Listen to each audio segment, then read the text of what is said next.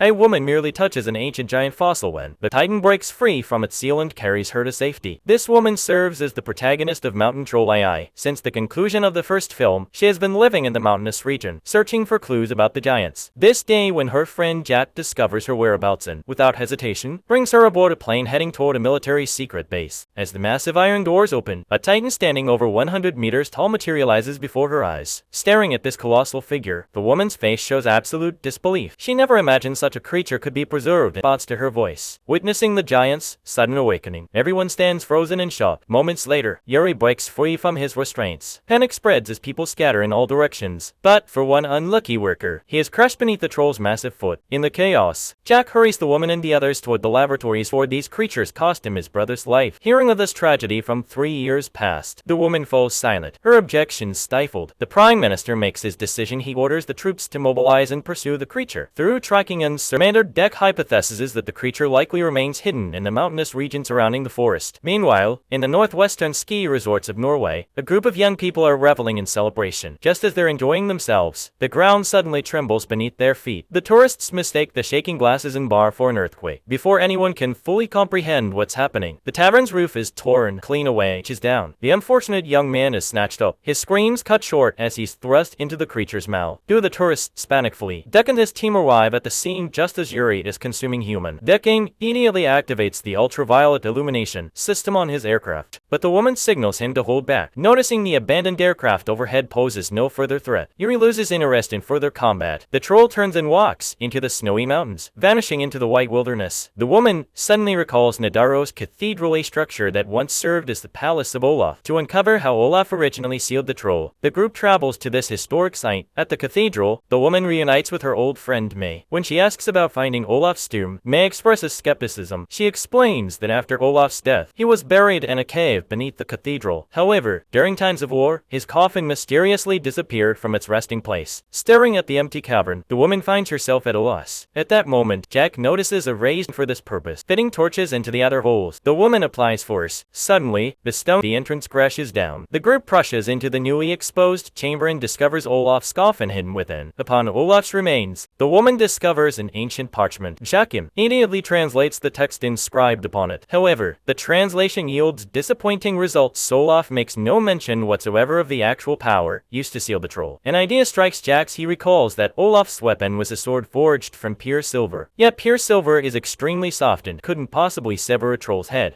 The group decides to retreat. Getting to investigate, the creature sees another giant emerge, the Troll Prince. The day before these events, the woman had brought Jack to a hidden cave. At its deepest point, she retrieved the stone and gently struck the cave floor. The resulting echoes reverberated throughout the cavern, yet the woman assured them not to worry. This troll poses no threat to anyone. In fact, for years, she had been secretly protecting this creature in this remote region. Fearing the military might discover it, she deliberately concealed its existence. The woman informed the prince of another troll's awakening. She hoped he would help her subdue Yuri, preventing the creature from causing further destruction. As long as the troll refrained from wreaking havoc, humans wouldn't launch an attack. Learning that another member of his kind exists on Earth, the troll prince released a distinctive roar. Jack clutching the water container, he leaps directly out of the aircraft, timing his descent perfectly. Jack lands squarely in Yuri's open mouth. At the precise moment the troll yawns wide, an explosion erupts from within. The troll's internal organs begin corroding catastrophically. The troll prince, seizing his moment, launches a counterattack. With devastating force, he tears out Yuri's heart. Yuri collapses to the ground, utterly lifeless. The story concludes with the Prime Minister designating a protected reserve in the snowy mountains. The troll prince can now live here without worry or disturbance.